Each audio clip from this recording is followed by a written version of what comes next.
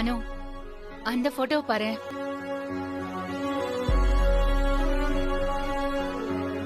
நம்ம டெக்ஸ்டைல் ஆப்ப லான்ச் பண்ணும்போது எடுத்த போட்டோ. மறக்கவே முடியாது அந்த நாளெல்லாம். அன்னைக்கு சூர்யா சார் என் பக்கத்துல நின்னு என்ன சியர் அப் பண்ணி கை தட்டிக்கிட்டே இருந்தாரு. அன்னைக்கு இந்த ஆப் டெக்ஸ்டைல் இண்டஸ்ட்ரியில பயனியர். அதுல சூர்யா சாருக்கு அவ்வளோ பெருமை அவருக்கு.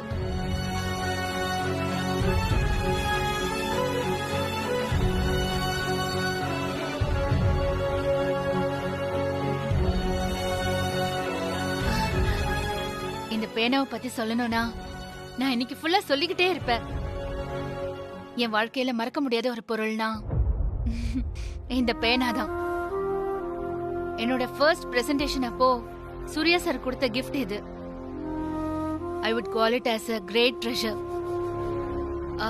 வாழ்க்கையோட பொக்கிஷம்னு சொல்லுவாங்களே, அந்த மாதிரி எனக்கு இந்த பேனா.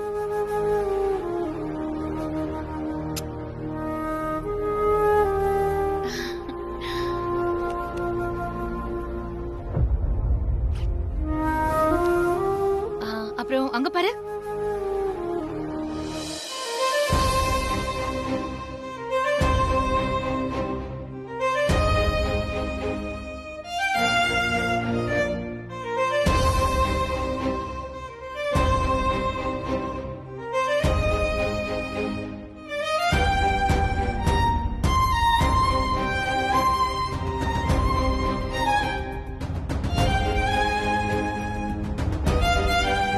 எஸ் அனு, சூர்யா சார் கொடுத்த ஒவ்வொரு கிஃப்டும் எனக்கு ஸ்பெஷல் தான்.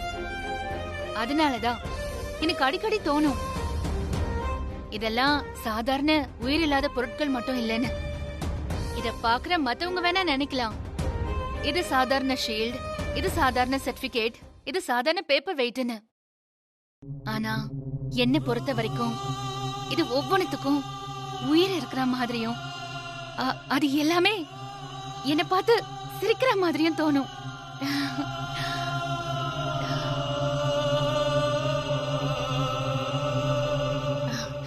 எஸ் அனு, சூர்யா சார் தந்த எந்த ஒரு பொருளையும் என் வாழ்நாள் முழுக்க நான் ப்ரொடெக்ட் பண்ணுவேன்.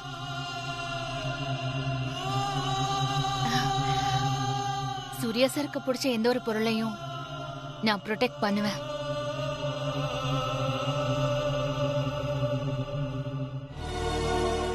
Including you. எஸ் அனு, சூர்யா சாருக்கு நீனா ரொம்ப இஷ்டம். அதனால மட்டும்தான் நான் உன்னை சகிச்சுக்கிட்டு இருக்கேன். என்னடா இவ இப்படிலாம் சொல்றாளேன்னு நினைக்காத. நீ வரத்துக்கு முன்னாடி இந்த ஆபீஸ்ல மீரானா வேற அர்த்தம். ஆனா இன்னைக்கு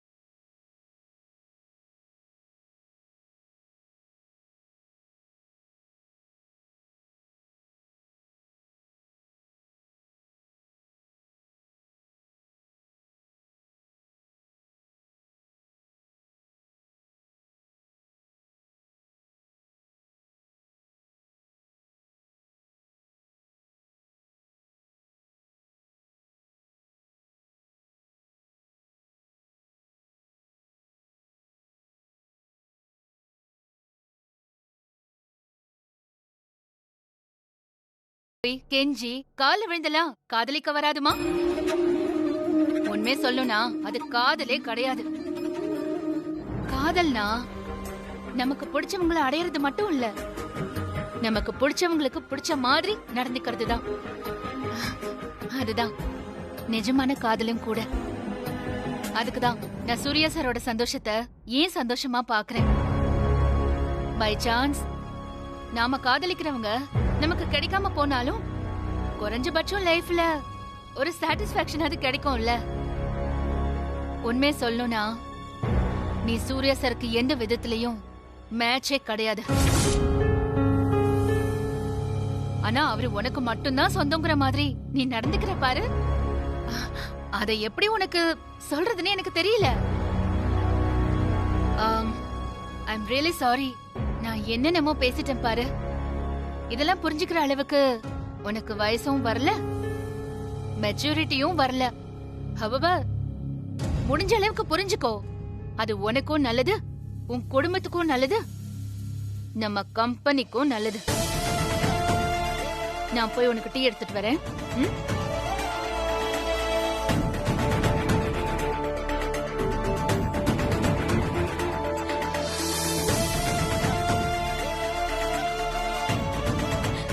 காதல்னா நமக்கு பிடிச்சவங்களை அடையிறது மட்டும் இல்ல, நமக்கு பிடிச்சவங்களுக்கு பிடிச்ச மாதிரி நடந்துக்கிறது தான்.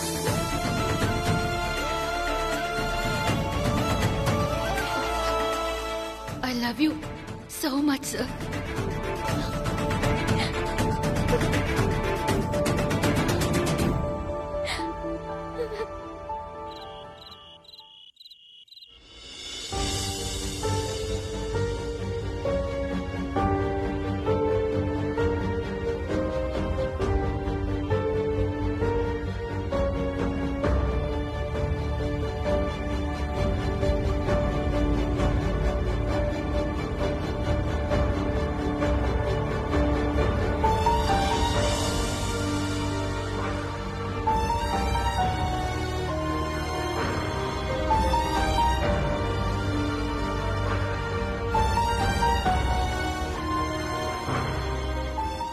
சூர்யா, காஃபி சாப்பிடு.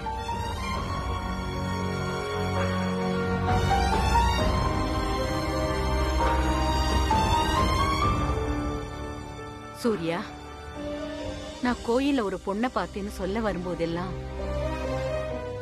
நீ காது கொடுத்து கேட்கல. ஏதோ ஒரு காரணத்துக்காக நீ அதை கேட்காம என்னென்னமோ பேசிட்டு இருந்த. அந்த பொண்ணுதான் அனுங்கிறது எவ்வளவு பெரிய ஆச்சரியம் தெரியுமா? ஏன் டல்லா இருக்க? உன் முகமே சரியில்லை. என்ன சொல்றதுன்னே தெரியலமா. உங்களுக்கு என்ன சர்ப்ரைஸ் கொடுக்கணும்னு நினைச்சனோ அது இப்படியாக நினைச்சே பார்க்கலாமா. ஏன்பா இப்படி சொல்ற? இதை விட பெரிய சர்ப்ரைஸ் என்ன இருக்கு? அனு இப்படி இல்லம்மா. நீங்க பார்த்த அனுவுக்கும் நான் உங்களுக்கு இன்ட்ரோடியூஸ் செய்ய நினைச்ச அனுவுக்கும் 1000 வித்தியாசம் இருக்குமா. அனு அனுதானப்பா. வித்தியாசம்னு எதை சொல்ற நீ? எப்படி சொல்றதுன்னு தெரியலமா. தேவநந்தினிங்கிற பேருக்கு பின்னாடி இருக்கிற கம்பீரத்துக்கும் அழகுக்கும் ஏத்த பொண்ணு அனுதாங்கிற ஒரே காரணத்துக்காக தான் அவளை தேவநந்தினி சீஃபா அப்பாயிண்ட் பண்ண. அவ இருந்திருந்தாப்ல எப்படிலாம் நடந்துக்கிட்டாமா. இதை எப்படி புரிஞ்சுக்கிறதுன்னு எனக்கு தெரியலமா. என் மனசுல இருக்கிற அனு இவ இல்லம்மா. போயும் போயும் ஒரு ட்ரெஸ்ஸுக்காகவா இவ்வளவு யோசிக்கிற? ரொம்ப ஆச்சரியமா இருக்கு சூர்யா. நீ ப்ரொஃபஷனலிஸ்டா இருக்கலாம், ஆனா அடுத்தவங்கள ஜட்ஜ் பண்ண கூடாதுப்பா. நீங்க என்னதான் சொன்னாலும் அவ பண்ணதை என்னால ஏத்துக்க முடியலமா. உங்க ஆபீஸ்ல எத்தனையோ பேர் ஒர்க் பண்றாங்க, விதவிதமா ட்ரெஸ் பண்றாங்க. இந்த மாதிரி ட்ரெஸ் எல்லாம் எத்தனையோ பேர் எத்தனையோ தடவை போட்டுட்டு வந்திருப்பாங்க. இதுல என்னப்பா இருக்கு? நிஜமா சொல்லணும்னா அந்த ட்ரெஸ்ல அனுவ பாக்குறதுக்கு ரொம்ப அழகா இருந்தா. She was very cute. நான் சொல்றது வெறும் ட்ரெஸ் பத்தி மட்டும் இல்லம்மா. அவ என்ன ட்ரெஸ் வேணா போடட்டும், அது அவ இஷ்டம். அதை வச்சு நான் அவளை ஜட்ஜ் பண்ணல, நான் பண்ண போறதும் இல்ல. வெறும் துணி இல்லம்மா அனு, அவளோட திங்கிங் அதுதான் அனு. அவ சாதாரணமா சகஜமா பேசுற விதம் எல்லாத்தையும் விட முக்கியம் எப்பவுமே அவளா இருக்கிற அவளோட யூனிக்னஸ். அது இன்னைக்கு அவகிட்ட வெளிப்படையாவே இல்லம்மா. இது தேவநந்தினியோட மீட்டிங்னு தெரிஞ்சும் ஏன் இப்படி பண்ணா? அவளுக்கு கொஞ்சம் கூட செட் ஆகாத, அவளால கம்ஃபர்டபுளா இருக்க முடியாத ட்ரெஸ்ஸை போட்டுக்கிட்டு அவ ஏன் இப்படி நடந்துக்கணும்? அதுவும் அத்தனை பேர் முன்னாடி.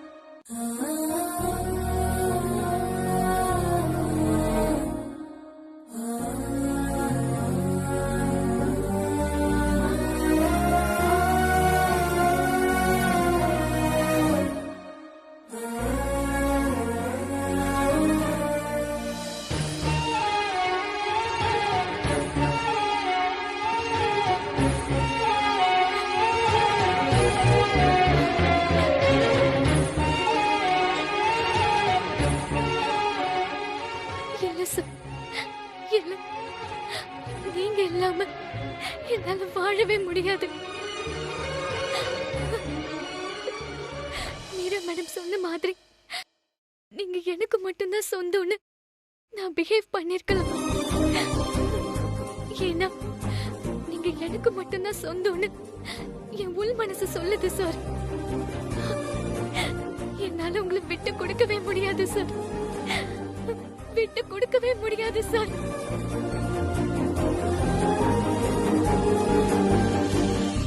ஐ லவ் யூ அனு. என் மனசுல யார் இருக்காங்கன்னு உங்களுக்கு தெரியுமா சார்? அது நீங்க தான் sir.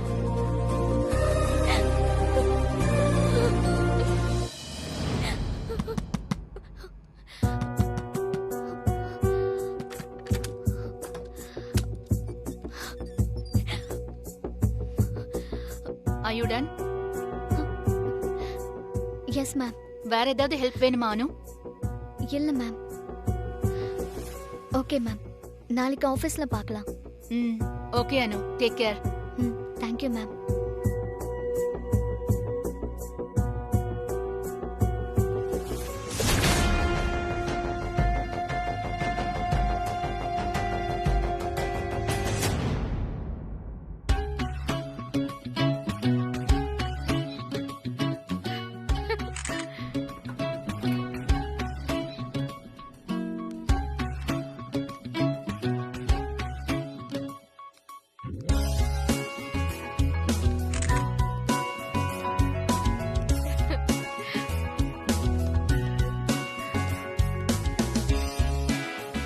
Wow Mansi, beautiful. Thank you mom-in-law. நான் உங்களை தேடி உங்க ரூமுக்கு போனா நீங்க இங்க வந்து நிக்கிறீங்க. சூர்யா கிட்ட பேசிட்டு இருந்தேன்பா, இப்பதான் வந்தேன். Mom-in-law, உங்க பர்த்டேக்காக இந்த மான்சி ஸ்பெஷலா பண்ண கேக். மான்சி, எனக்கு இந்த கேக்க பார்த்தா நாக்கு நமனமான்னு ஊறுது மான்சி. நான் என்ன பண்றேன், ஃபர்ஸ்ட் இந்த கேக்க சாப்பிட்டுறேன், அப்புறம் நீங்க இத கட் பண்ணுங்க. What is this Chandra? நீ என்ன சின்ன குழந்தையா? ஆமா. இவன் என்னைக்கும் சின்ன குழந்தைதாம்மா. நீ சாப்பிடு கண்ணா. ஓகேமா. நீ சாப்பிட்டா நான் கட் பண்ண மாதிரிதான். இந்த கதையெல்லாம் வேண்டாம் mom-in-law. நீங்க தான் கட் பண்ணணும், நீங்க தான் எல்லாருக்கும் கொடுக்கணும். அப்புறம் சாப்பிட்டா போதும் உங்க அருமை பையன். அண்ணா, இன்னைக்கு காலையில இருந்து முழுக்க முழுக்க இந்த கேக் செய்யறதுலயே மான்சி டைம் ஸ்பெண்ட் பண்ணிருக்கான். ஏகப்பட்ட யூடியூப் வீடியோஸ் பார்த்து நிறைய பேர்கிட்ட டிப்ஸ் வாங்கி இந்த கேக்க பயங்கரமா பண்ணிட்டானே. இதுல அவ போட்ட சுகரை விட அதிகமா ஹார்ட் ஒர்க், கேரிங் இதெல்லாம் போட்டு செம்மையா பண்ணிட்டா கேக்க. So sweet Chandra. But mom-in-law அதை டேஸ்ட் பண்ணிட்டு எப்படி இருக்குன்னு சொல்லட்டும். நிஜமா சொல்றேன் மான்சி, டேஸ்ட் எப்படி வேணா இருக்கட்டும், ஆனா உன்னோட கமிட்மெண்ட்ஸ் இருக்கு பாத்தியா, சிம்பிளி ஃபேண்டாஸ்டிக். அண்ணா, இன்னைக்கு இவ கூட இருந்து ஹெல்ப் பண்ணுன்றது ஒரே காரணத்துக்காக தான் ஆபீஸ் கூட வரலனா பாத்தீங்களா. இன்னைக்கு போர்ட் மீட்டிங், அதுக்கு கூட நீ வரலனா என்னடா அர்த்தம்? நம்ம ஆபீஸ் தானமா, நான் போனதா சைன் பண்ணா போச்சு. நீயும் மான்சியும் கிச்சன்லயே இருந்தீங்கன்னா. அச்சச்சோ சுகந்தி, கிச்சன் நல்லபடியா இருக்கா? அப்படிலாம் ஒண்ணும் இல்லம்மா. mom-in-law, what is this? பாரு சந்திரா, mom-in-law என்ன எப்படி கிண்டல் பண்றாங்கன்னு. சரி அம்மா, இன்னைக்கு அனுவ மீட் பண்ணீங்களா? How was the day today?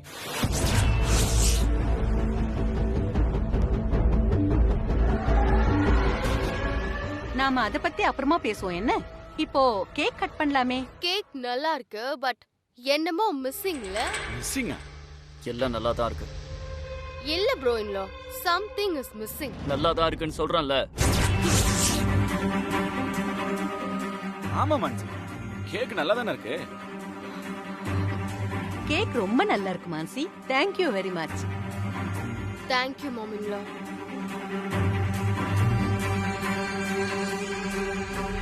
யா, இப்பதான் ஞாபகம் வருது. இதுல உங்க ஏஜ் எழுதணும்னு நினைச்சேன், மறந்துட்டேன். அதெல்லாம் பரவாயில்ல மான்சி, இதுவே நல்லா தான் இருக்கு. உங்க ஏஜ் தெரிஞ்சிருந்தா இந்நேரம் எழுதிருக்கலாம் mom in law. பாருங்க, இப்போ ஹாப்பி பர்த்டே mom in lawன்னு மட்டும் தான் எழுதியிருக்கேன். இது போதும் மான்சி, ஏஜ் எல்லாம் எதுக்கு? இப்போ ரோயின்லாவோட வயசு 45. அப்போ உங்க ஏஜ் மினிமம் 60 to 65 இருக்கும்ல?